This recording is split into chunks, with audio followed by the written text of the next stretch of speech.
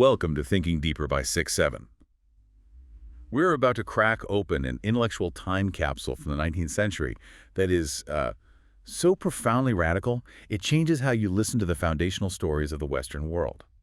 Imagine being told that the biblical figures you know, Abraham, Isaac, Jacob, even the tragic hero Samson, were never, in their original conception, historical people at all. Not in the way we think of history, no. Right. They were elaborate, beautiful, and sometimes violent personifications of the natural world.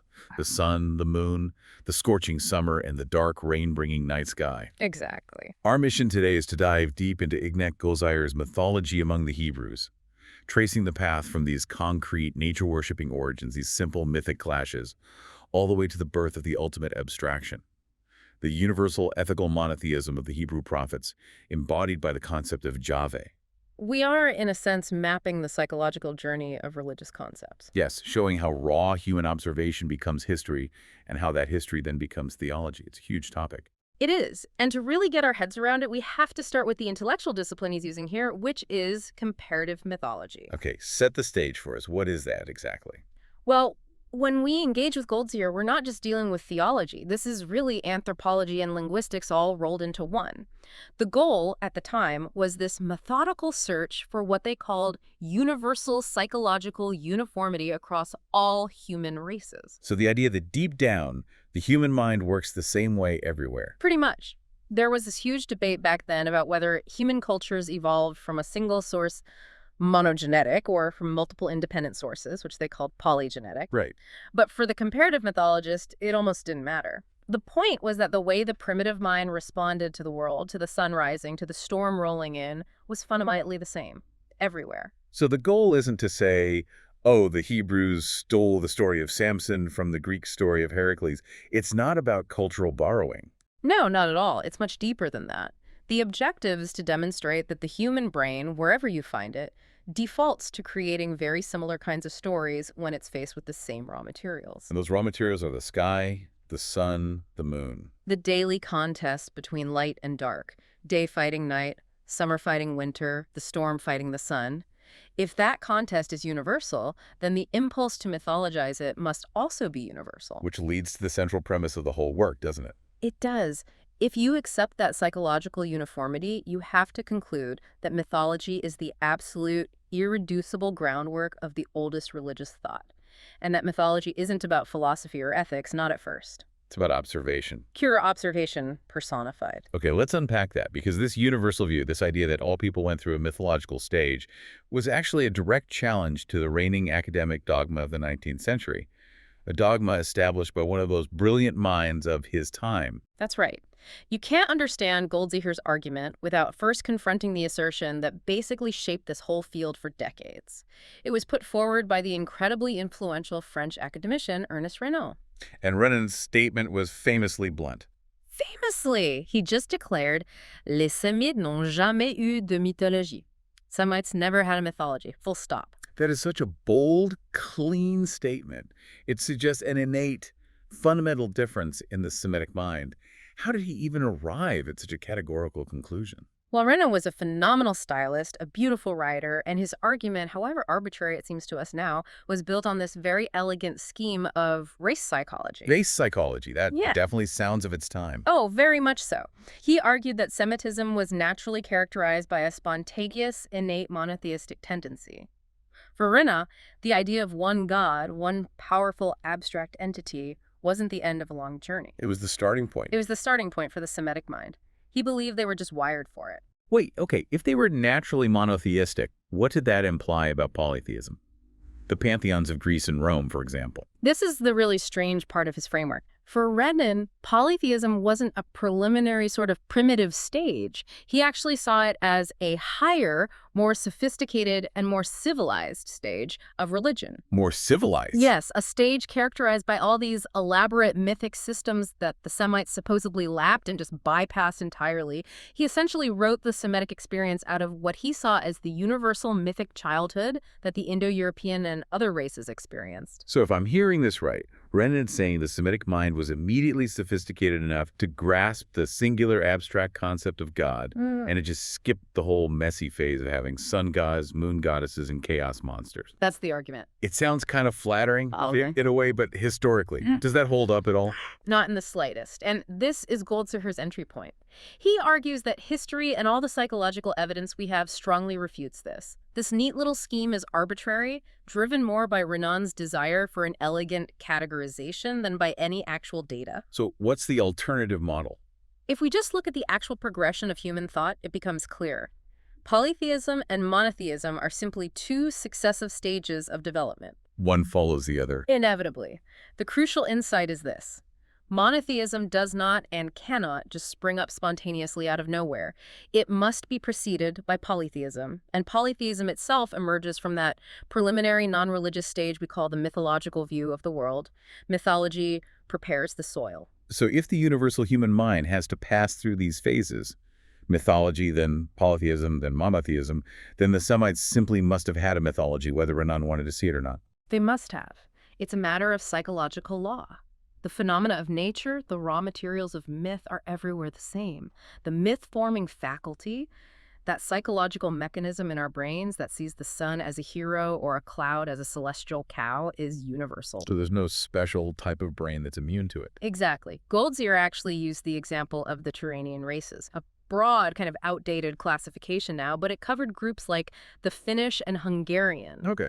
They were notoriously difficult to classify linguistically. They didn't fit neatly into the Indo-European or Semitic boxes, yet they demonstrated the exact same myth-forming capacity as everyone else.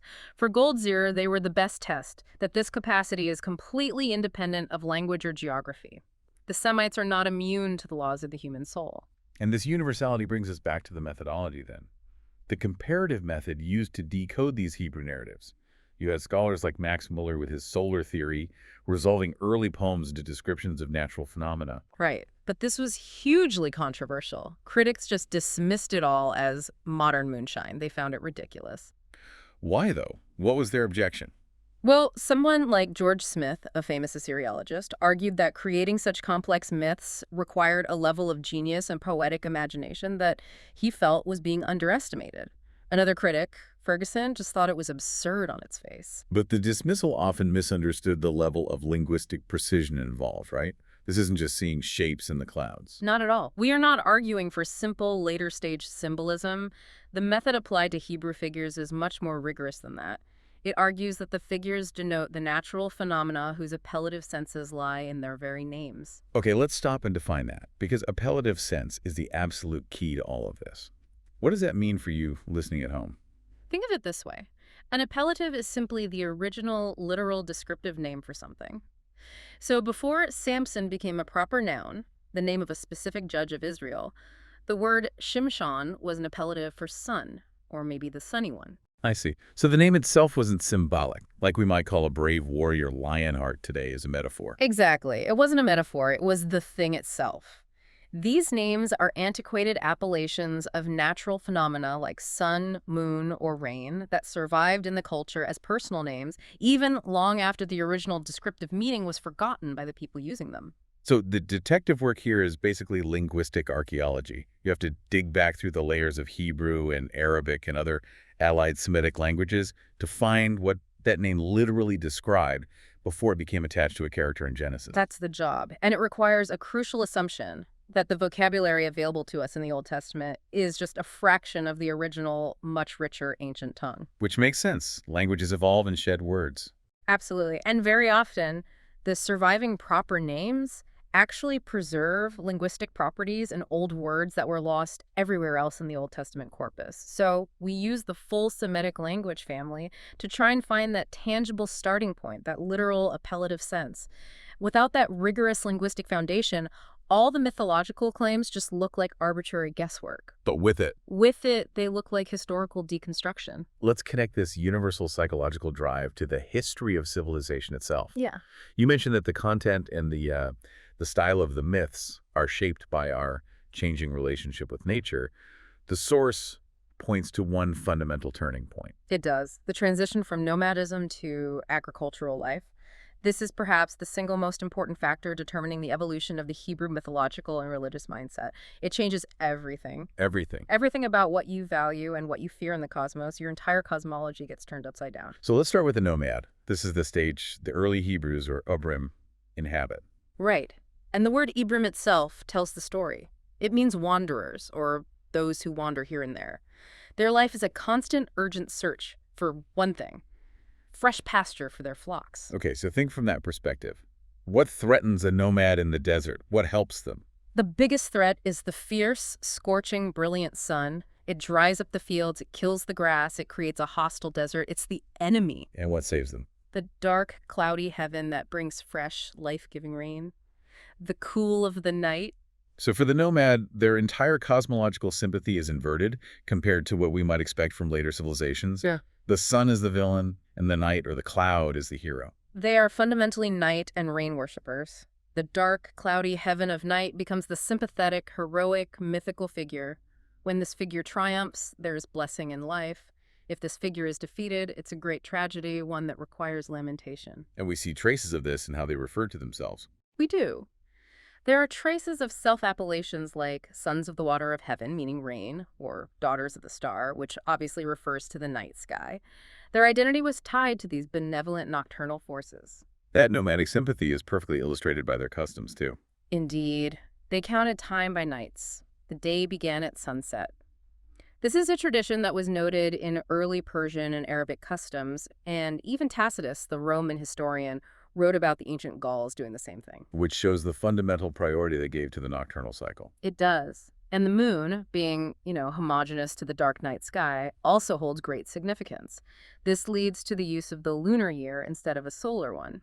For the nomad, the great cosmic drama is the defeat of the scorching day by the benevolent, life-giving night. And you mentioned lamentation. We see this defeat mythologized in stories like the lamentation over Jephthah's daughter. That's one of the interpretations, yes. That she represents a tragic defeat of a night heaven figure whose death must be mourned annually. It's a seasonal myth embedded in a historical-looking narrative. So then, the moment the nomad drops the tent for good and picks up the plow, their entire religious universe just flips. The entire cosmological hierarchy is inverted, yes. Once settled life begins and you depend on fixed crops, your priority shifts entirely to the sun. Because the sun ripens the crops. The sun ensures the harvest. Exactly. The agriculturalist is now deeply invested in making the brilliant heaven of daytime the conqueror and making the gloomy, rain-bringing, or nocturnal sky fall into ruin. Which explains why solar heroes are so common across so many agricultural cultures. Absolutely. If you look historically, solar worship like Du or Zeus in Indo-European traditions or Ra in Egypt very often superseded the older, more localized lunar or night worship. The progression is clear. Nomadism focuses on the night and rain, and then it's followed by agriculture, which focuses on the sun. And so the solar heroes become civilizers. Universally. Figures like Oannes in Mesopotamia, Osiris in Egypt, Jamshid in Persia, they are all portrayed as the founders of civilization. They bring cities, laws, and agriculture. They bring order out of chaos, just like the sun brings order to the day. This creates a conflict then. The earliest Hebrew narratives, which would originate in that nomadic environment, must preserve a kind of cultural contradiction, right? Yeah. They must view the agriculturist as somehow inferior, or maybe even cursed. And that is precisely what we find in the myth of civilization as it's narrated within the Hebrew tradition. The negative view assigned to the agricultural figure, which we're going to see most starkly in the story of Cain, reflects the deeply embedded pride of the nomadic life. The desert dweller, the shepherd, looks down on the city dweller. They see settled life in towns and cities as a degradation, a loss of purity. And this wasn't unique to the Hebrews. Even in much later Islamite tradition, you find this approval for the proud self-consciousness of the nomad, an insistence that true nobility could only be found in the purity of the desert, away from the corrupting complexities of settled agricultural society.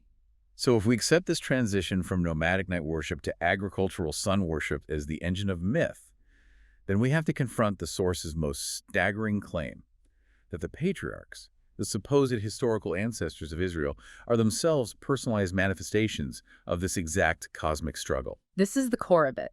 They represent what Goldziher calls a later historical stratum of mythical development.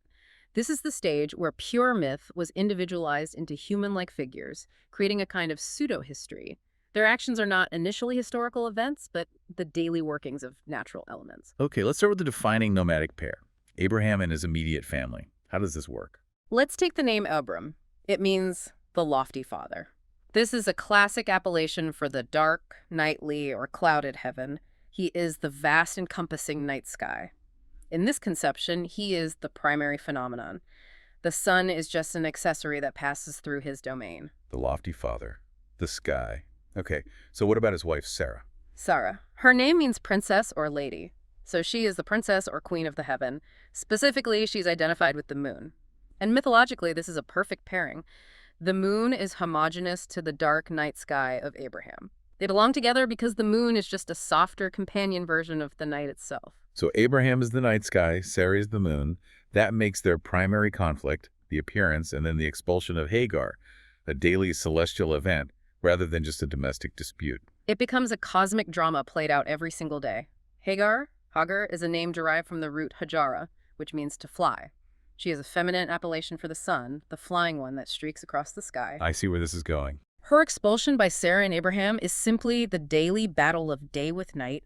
The night sky figure, Abraham, and the moon figure, Sarah, team up to drive out the brilliant flying sun figure, Hagar. And the story says Hagar wanders in the wilderness. Exactly. The sun figure, Hagar, is then seen as wandering or rapidly marching forward, which is a key feature of almost every solar hero myth.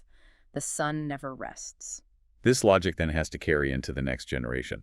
Let's talk about Isaac, Yichon, their son. He seems to embody the transition from day to night. He does. His name, Yichen, means the laugher. This comes from a root that could mean to shine bright or laughing at rising. But the context within the Abraham myth is what's crucial. Isaac is the smiling day, or maybe more poetically, the smiling sunset. He's the luminous child born from the dark night sky. And his near sacrifice, the famous story, the binding of Isaac, becomes the daily death of the light. It becomes the cosmological end of the day. The myth of Abram kills his son Isaac signifies the lofty father, the nightly heaven, extinguishing his own child, the sun's sunset. The sunset, after its brief flash of glory, falls into a fatal strife with the approaching night sky. The day gives way to the deep night. It's a ritual ending of the luminous day cycle. But Isaac, the solar figure, doesn't stay dead. He returns and later becomes an ancestor himself.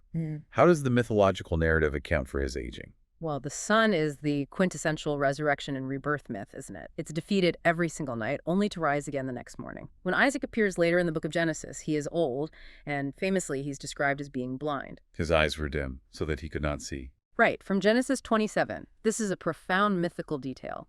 In ancient Egyptian tradition, for example, the sun was often regarded as an eye. So as the sun sets, it loses its sharp, active sight. It becomes dim or blind. The night, conversely, is sometimes referred to mythologically as the blind one. Isaac's blindness is a direct mythological echo, showing the decaying, setting solar hero who has finished his task for the day. It's amazing how consistent the imagery is. If the patriarchs represent these large cosmic phenomena, then Cain and Abel seem to represent the clash of human livelihoods, the nomad versus the agriculturist, Yeah. but using these same natural forces as their foundation. This is the contest of civilizations boiled down to two brothers. Cain is the agriculturist, the tiller of the soil. His name is strongly linked to his profession, and his solar character is confirmed by his role as the founder of city life. His son, Enoch, or Chinook, is also a classic solar hero archetype in other myths. So Cain is the son, the builder, and Abel, the shepherd, represents the nomadic ideal. Exactly. The name Abel, Hebla, literally means breath of wind. Wind and rain, and another related name, Yapal, is linked to rain, are classic attributes of the dark night sky. These are the very things the nomad welcomes. The breath of wind on a hot day, the rain for the pastures. Right. And as we noted, the rain is mythologically seen as the milking of the cloud cows, a concept entirely sympathetic to a shepherd's life and his livelihood. So Cain killing Abel is the mythological representation of the victory of the solar agricultural stage of society over the older, night-worshipping nomadic stage. And what becomes of the victor, Cain? His punishment is fascinating because it also seems to define his cosmic nature. It does. He is cursed by God to be a fugitive and a vagabond. Now, this isn't just a moral punishment for fratricide. It is the most precise mythological definition of the sun's rapid, continuous, restless The motion. wandering sun. The solar hero is always the wandering or rapidly marching forward figure. This curse, which comes with the protective mark of Jahve, actually confirms his solar identity, albeit one that was less favored by the early nomadic writers of this particular myth cycle. Okay, here's where the solar myth becomes almost comically transparent. Samson. If Isaac is the blind sunset, Samson is the absolute embodiment of solar might. It's hard to miss with Samson, isn't it? The name Samson, Shimshon, is linguistically an obvious derivative of Shemish, which is the Hebrew word for sun. His story is the solar myth in its most heroic form. And his power is all in his hair. His great power lies in his long hair. This is his crown of golden locks, his solar rays. This connects him directly to other sun heroes like the beaming Apollo, who is often referred to as the unshaven. So the narrative of his downfall, the famous betrayal by Delilah, is therefore the cosmic struggle against darkness in winter. That's the mythological reading. The name Delilah, means the languishing, languid, or weak one. She represents the advancing night, or perhaps the winter goddess, who succeeds in robbing the sun of its powerful, productive rays. She cuts his hair. She has his hair cut, and once he's shorn, the sun hero falls powerless and is blinded, exactly like the constellation Orion, another mythical solar figure who falls powerless in the winter sky and is sometimes depicted as having been blinded. The cutting of the hair is the disappearance of the productive power of nature during the winter season. So the sun hero is defeated and imprisoned, symbolizing the short, weak days of winter. Precisely. And the story even incorporates this famous riddle that really only makes sense if you know the underlying mythology. The riddle of the lion and the honey. What is sweeter than honey? What's stronger than a lion? Right. This is almost certainly based on a lost mythological cycle. In these myths, the lion is a symbol of the intense, scorching summer heat. Therefore, when the sun god, Samson, fights and kills the lion, he's fighting the destructive aspect of his own power. That's a fascinating idea. He's fighting himself. It's a mythological motif you see across Semitic nations, a kind of self-mitigation of heat. It's necessary for the sun to achieve renewal and return as a benevolent force in the subsequent season. It moves from a personal act of strength to a profound cosmological drama of self-control. Let's deepen this exploration by looking at Jacob, the next generation after Isaac, and his family. The logic must continue to hold, right? It does, and it's remarkably consistent. Jacob, or Yaab, is associated with the heel-grasping myth from his birth. It's this image of the night coming into the world, grasping the heel of the day, following close upon it, trying to supplant it. He's a dark sky figure. And following the mythological rule, his legitimate wives, Leah and Rachel, must represent figures that are homogeneous to that dark sky. Exactly. While solo figures, who we find in the concubines, are of the opposite nature and therefore less important in the main lineage. So, Leah and Rachel, how are they connected to the sky in a way that aligns with night and shadow? Well, the name Leah means something like languida, defatigata, the languishing or weary one. This is, again, the advancing night, or maybe the setting sun that has completed its day's work and is exhausted. And the Bible makes a point of saying the eyes of Leah were weak. Which is the direct equivalent of Isaac's blindness. It's the weakening, dimming light of the sun at the end of the day.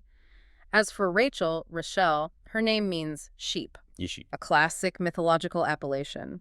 The ancients would look up at the gray, fluffy clouds drifting across the celestial fields and imagine them as sheep. And as we said, the rain, the great blessing of the dark sky, is the milking of the cloud cows. Rachel, the sheep cloud, is perfectly harmonious with the night sky hero, Jacob. Which brings us to their son, Joseph, the figure who ultimately saves the family. He must be defined by the element most essential to the nomad. Water. His name Yosef means the multiplier. And he is praised in Genesis as receiving the blessing of the heaven above, the blessing of the flood that lies below. This is undeniably the rain. The rain multiplies the crops and sustains life. He's the son of the cloud, Rachel the sheep. And his persecution by his brothers, who are described as possessors of arrows, a solar feature, the arrows being sun rays, is the perennial battle. The solar figures fighting the rain cloud to drive it away. It's striking how the entire narrative engine of early Hebrew mythology seems to rest on this constant fight. Dark sky and rain figures like Jacob, Joseph, and Abel, versus solar and day figures like Esau, Cain, and Samson. And that opposition is laid out right from the start with Jacob's twin, Esau. Esau is the quintessential solar hero. He's a hunter, and his body is described as extremely hairy. That hairiness is the solar feature, the golden locks or rays, And he's called Edom, which means red. which is also a vague designation for bright-colored or light. Huh. So Jacob grasping Esau's heel at birth is the night following close upon the day, driving him from his place. The myth ensures that the nomadic favorite, Jacob, retains the upper hand over the solar hunter, Esau. We've established this entire structure of early narrative built on mythological, concrete, often conflicting natural elements. But the defining feature of the Hebrew tradition is its eventual commitment to a singular, abstract, and highly ethical God. This demands a massive leap.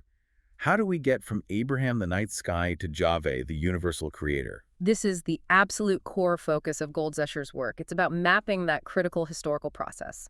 Mythology, polytheism, monotheism. Okay, break that down. Religion, as a formal system of belief, begins precisely at the point where the vibrant living mythology ceases, when people stop seeing the sun as a hero and start seeing it as a symbol or a creation of a greater power. The personification fades. It fades.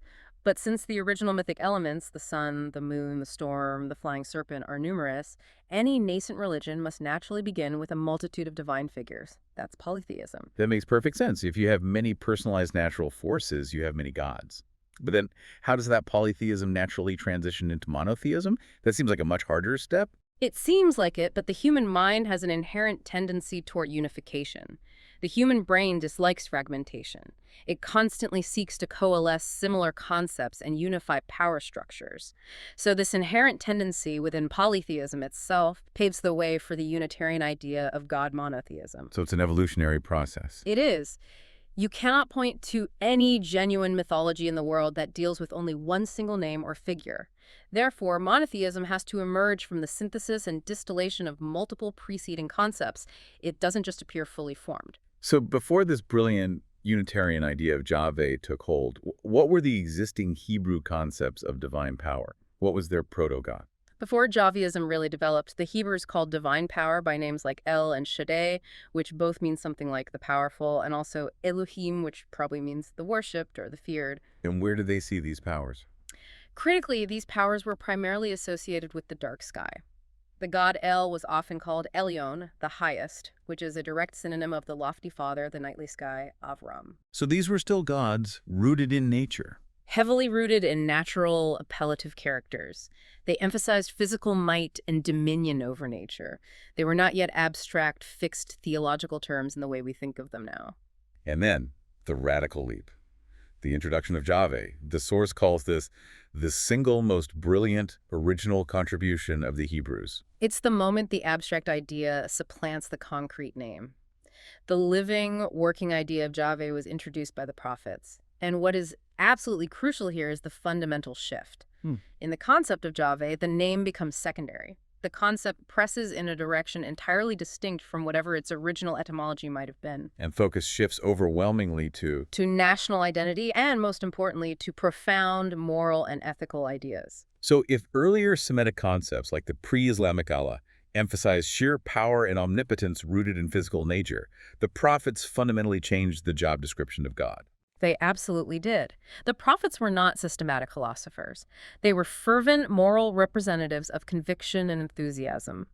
They moved the divine focus away from what God controls in nature and toward what God demands of man.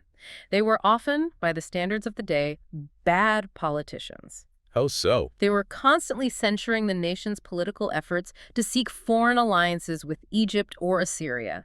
They insisted that only a total moral awakening before Yahweh could save them, not political maneuvering. In this concept, it starts at tribal, but it rapidly expands. It is. So they extended the idea of Yahweh over the entire world, transforming him into the universal God of hosts. All nations, even traditional enemies like Egypt and Assyria, were now seen as subject to and equal before the moral will of Yahweh. That is a tectonic shift in human religious thought. That is an incredible journey. But once Yahweh is established as the universal, ethical, abstract God, what did the keepers of the tradition do with all the old, inherited mythological stories? The ones where Abraham was the night sky and Samson was the sun. You can't just delete them. You can't. So this required what the source calls theocratic interpretation. This is the process where the old narratives, which originally had zero historical or ethical content, were systematically purged of their pagan elements and reinterpreted as evidence of Jahve's supreme power and his moral will. They had to create a new continuous history that served the singular God. That was the project. So if the new god demands a new history, they essentially went back and edited the old myths. They deleted the parts that showed God fighting other gods or acting like a capricious nature force, and they made him the only star of the show. So they keep the characters, but change the plot's meaning. Precisely. They maintain the human form of the heroes, but they substituted the cosmological conflicts with ethical lessons or national history. A really clear example of this synthesis is the story of the deluge. The Great Flood, which the source suggests the Hebrews borrowed from the highly advanced Babylonian cosmological narratives. The evidence for that is very strong. The Hebrews likely adopted the core deluge story from Babylonian myth, but they couldn't just copy it wholesale. In the Hebrew writings, it had to be purified and dignified. Meaning it had to be given a moral reason. Yes, and more importantly, they needed a suitable hero to fit their new framework. They chose Noah, who, in the older cycle, was one of the solar figures. Noah was then made the hero to establish his title as the new ancestor of the entire human race after the catastrophe. They successfully harmonized an external, borrowed myth with their existing framework of solar figures who were progenitors of mankind. And the story was converted from a cosmic flood event into a moral judgment by Jahve. Exactly. And what about creation itself? The drive to formulate a majestic, detailed history, like we see in Genesis 1, did that come from this new theological need as well? That impulse was fully activated during the residence in Babylon. The exiles were living among a people who were highly advanced in cosmological speculations. The need for a plastically jointed, intricate history of creation like Genesis 1 came directly from that environment. So they were responding to the intellectual climate around them. Yes. Terms that are essential to this concept, like Bore and Yor, creator, were brought into common usage by the prophets of the captivity.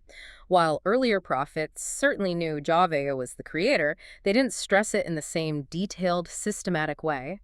The Babylonian exile necessitated a comprehensive, universally applicable creation story. Which means the beautiful seven-day creation narrative, structured around cosmic order, is actually a relatively late theological development. It is a late development, and it served a vital dogmatic purpose. It provided a new justification for the Sabbath. A new justification. What was the old one? The older pre-exilic justification, which you can find in Deuteronomy, was purely tribal and theocratic.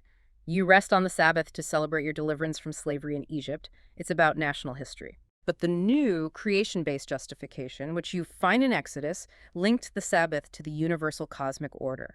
You rest after 6 days of work because you are mirroring the Creator. This theological revision demonstrates how the concept of the abstract God necessitated a new universal history to replace the old tribal justifications. This transition from the immediate, visible contest of nature to abstract ethics is the triumph of the prophets. But you mentioned that even in their most sophisticated poetry, remnants of the old, obsolete mythological language persisted. This is key because language holds memory.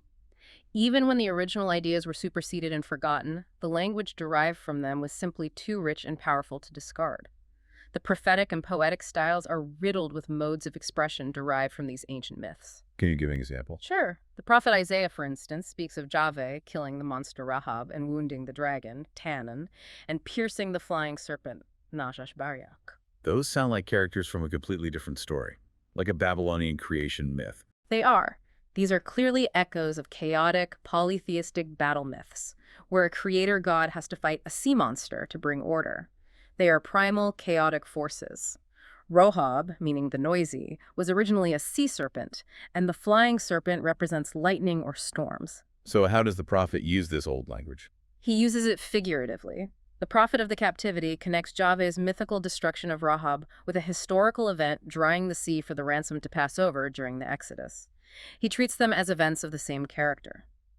The poet substitutes the abstract Jahve as the victor in the old mythic conception of the sun fighting the serpent of darkness. He's saying, Jahve is so powerful he can defeat the sea monster of chaos just like he defeated Pharaoh. Even descriptive language, like calling a place the land flowing with milk and honey, is rooted in forgotten mythic cosmology. That phrase, which we now take to just mean a fertile, blessed land, actually points back to the myth of a sunland or a celestial realm. In the old myths, the rays of the sun and the moon were regarded poetically as milk and honey. The sun was sometimes seen as a cow, the moon as a bee. So by applying this phrase to the physical land of Palestine, The writers gave the land attributes that the myth originally assigned to a place above the earth, a heavenly place from which the blessings of light streamed down. It shows how deeply these natural images were embedded, so deeply that they became beautiful, figurative descriptions for a culture that had long moved beyond their literal meaning. let's shift our attention for a moment to how the rise of national consciousness transformed these myths into ancestral claims and political justification. Right. The shift from pure mythology to a kind of national history was accelerated by the desire for national distinction. From the moment the Hebrew nation began to distinguish itself politically and religiously from its Canaanite neighbors, it seized its existing mythological material and began transforming it. So the sun heroes and night sky figures were converted into revered ancestors and national heroes. Exactly. It was to satisfy that very human urge for noble origins and also to cultivate an us versus them attitude against other nationalities. This provided a ready-made narrative for national antagonism, which must have been extremely useful for uniting disparate tribes under one banner. It was incredibly efficient. Take the example of Esau again. The nation of Edom was assigned Esau, the solar hunter, as its ancestor. Because the early writers were nomadic, they drew mythological sympathy towards Jacob, the night sky figure, the persecuted brother. So they repurposed that mythological antagonism. They revived it and nationalized it. This simple mythological conflict, day versus night, was repurposed to fuel the deep-seated sense of opposition between the emerging Hebrew identity, which identified with Jacob Israel, and their neighboring Edomites, who were identified with Esau. And this process applies directly to the period of the Judges, which was crucial for establishing national heroes against the Philistines. Yes. Mythical figures were turned into national heroes to fill what was otherwise a blank historical period. The time of the Judges, the Shofim. The struggles against the Philistines were fierce, and they needed champions. So the solar hero Samson, already blinded and imprisoned by darkness in the myth. He becomes a hero of these wars. His celestial contest against Delilah the Night was seamlessly transferred to a war against the national enemy. Even a minor figure like Shamgar, who supposedly slew 600 Philistines with an ox goad, carries a cosmological name. Shamgar seems to denote "he that circles about in the sky," a classic description of the sun's trajectory. This highlights the role of that theocratic history, especially in the southern kingdom, centered on the House of David, which aimed to meticulously prefigure the nation's destiny in its own past. The theocratic interpretation was essentially a marriage contract, a league between their new monotheistic faith and their new national identity. The theocratic historians of the South insisted on showing the earliest ages in the light of the Jahve concept. And they were highly selective. Very. They would omit or minimize stories that resisted this transformation. For example, the later Book of Chronicles, which focuses heavily on the sacerdotal history after King David, omits the entire period of the Judges. It just skips it, because it treated that period as an indeterminate, untheocratic time whose chronology was a mess. It was too steeped in the unrefined, pre-Jahve solar and moon myths, making it unsuitable for the later compilers who were trying to build a clean, moral lineage back to David and the ethical Jahve. So the northern kingdom might have held on to those older stories more. That's the inference. The northern kingdom, which perhaps retained a more homogeneous spirit with the times before David, was strongly attracted to the rugged stories of the Judges. This psychological divergence led to the differentiation of the massive Hebrew stories. Northern authors preserved the older mythological material, while the southern tradition focused on the ethical Jahve and the Abraham to David lineage. We should also consider the political and social impetus for this unification. How did having a centralized government reinforce the monotheistic idea? That's a great point. Man tends to apply the ideas of power he gains from earthly rulers to his conception of the divine. Aristotle even noted that men conceive the forms and lives of the gods as similar to their own. So if the ancient Bedouin nomad views God as a chief, a nomad sheikh, then a centralized monarchy needs a centralized deity. Precisely. The political centralizing movement, particularly under King David, strongly encouraged monotheism because the king directed the religious sentiment of the whole people to one place, Jerusalem, the singular seat of power. A unified nation required a unified God. Absolutely. The strengthened national spirit, feeling alienated from its polytheistic neighbors, clung to the exclusive tendency of the Jahve idea. The old mythological name Elohim became the center of this consciousness of nationality, and the result was this massive project of theocratic interpretation, using the mythological past to prefigure the singular political and religious destiny chosen for them by Jahve. We discussed Babylon's influence on the creation narrative, but the linguistic context of the exile also provided the basis for answering a critical social question they probably hadn't faced before. Right, and that's the question of linguistic diversity. Back in Canaan, which was a country of relative linguistic uniformity, the Hebrews had little occasion to think about why different peoples spoke different languages. But in the vast Babylonian Empire. They were suddenly surrounded by dozens of diverse tongues. They were naturally led to ask, why are there so many languages? Why doesn't everyone speak like us? And the answer they codified came straight out of their exile experience. The answer is found in Genesis chapter 11, the story of the confusion of tongues at Babylon. This narrative was either created or at least fixed into its final form during that period to explain the linguistic chaos they were encountering far from home. And the name itself is a clue. It is. Even the name Babylon, is interpreted in the story through a popular etymology from the Hebrew root balo, which means to mix or to confuse. This shows the continuous process of myth-making, using local phenomena, in this case the multiculturalism of Babylon, to create a universal origin story. This journey truly maps the incredible distance the human mind traveled, from the immediate concrete observation of the sun setting to the complex sociological shifts from nomadic to agricultural life, culminating in the birth of the most abstract and ethical concept of God in the prophet's idea of Jahve. It reveals the deep human need for a universal order. And the fundamental genius of the Hebrew prophets was their ability to recognize that this human need for divine order could be severed completely from the physical, concrete phenomena of nature.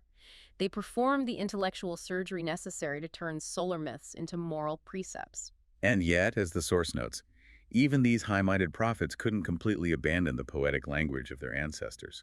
They retained those remnants of outgrown and obsolete notions in their loftiest poetry. You still see the sun fighting the flying serpent. You still hear Jahve defeating the sea monster Rabba. They use them figuratively, yes, but those images still carried the immense weight of primordial conflict. They were simply the most powerful metaphors available to them.